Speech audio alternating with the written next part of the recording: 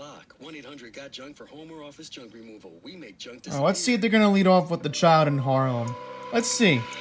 I'm Rochelle Bloom with your New York 1 Minute. A Harlem family is devastated over the death of a young boy who died after falling from a fourth-floor apartment window. The family says that child was jumping. At least they're going to lead off with it, but they send a reporter like Channel 7. The city's fire commissioner testified in court today about discrimination within the FDNY. This after 9 firefighters were suspended for sharing racist messages. Mayor de Blasio is moving to end the gifted and talented program in public schools. The city says it will offer a new accelerated learning model for all students instead. Those already in the program will stay in it. And there are 2 exhibits in the city that you might want to check out. They're not going to talk about one honors the late Supreme Court Justice standoff in Queens. They're not going to talk about it. Celebrates the contribution of the major NYPD standoff. The decades. It's 5 o'clock, and Channel 7 brought it up. My goodness. Now to a very, very tragic story. Well, let's see. They send the reporter falling out of a Manhattan apartment building. New York One's Dan Rivoli is in Harlem with more on this for us. Oh, they sent Mr. MTA to cover it. I know this guy very well. Rochelle, and now the NYPD. Why this guy? Unit and the city medical examiner's office are here as police investigate the death of that 3-year-old boy who fell from a 4th-story window. That window had no bars, just an air conditioning unit held together with cardboard. Let's see how long they cover police this. And family identified Sonia Rincon did a good job covering it on Channel 7. He was just days shy of his 4th birthday on Monday. He fell from a window facing the back of a building on West 133rd Street. The boy's aunt was watching him while his mother was at work. The devastated grandmother spoke to reporters and said she was on the phone with the aunt when she realized Daniel was missing. I come from the Brooklyn right now. My daughter is living 4th floor, and I don't know, it's a sad city, I don't know.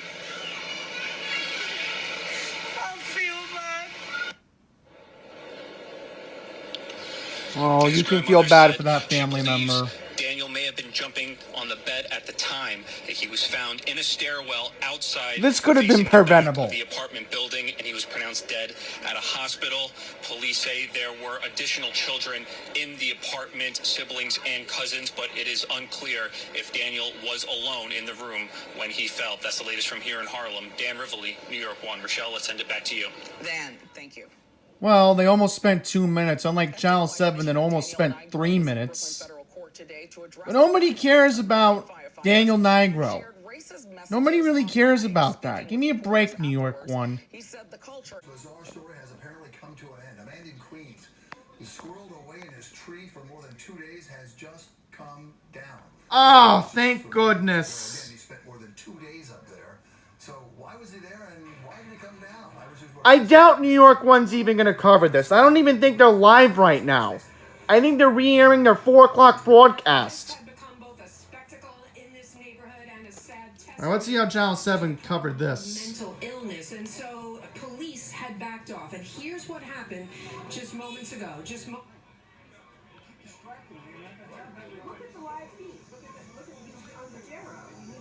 Ha! Epic fail! Entire street, his entire community watching. But here's how it went up until this moment. Man, I've noticed Channel 7's had blunders this year. A lot of them, and this doesn't surprise me. Meanwhile, New York 1 hasn't given a breaking news update yet. They should be live giving breaking news. Except at 4:25 p.m. today to get food. And then it was right back up. The way they are portraying him as a monster is not true. Sweetest person I know. Reba Perry is an NYPD chaplain who's also his neighbor. But Rudy Thomas's own mother and girlfriend have told police a very different No, story. what makes this thing racist is that New York 1's not even covering it. That's what makes this situation racist. His own mother called 911 on her son Wednesday after she says... And I believe Channel 7 had mentioned Channel 2 well. It was Channel 2, yeah. This guy is of Haitian descent. For more than 2 days now, it has So it seems New York One hates Haitians too. The NYPD trying to reason with the community, growing more. Because again, that part of Southeast Queens is largely of Haitian and Latino descent. Abused by law enforcement while serving time at Rikers years ago, and clearly he has had no sleep for days, and until late this afternoon, no food either.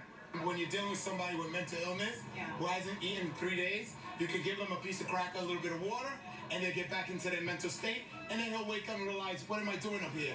If they cleared all this out, even moved it further back, Rudy would come down out that tree. He's going to outdo them because he's going to... Exactly. I was thinking if he was still up there during the weekend, especially because, again, it's a holiday coming up on Monday, the police would have probably just given up and he probably would have came down in his own recognizance. Oh, look at this. Look at this. New York One's covering it. Water in the meantime. Police say there is a warrant for the man's arrest after he allegedly punched a 50-year-old woman who was in a car with him on September 30th. The city's controversial Gifted and Talented program. So there you go.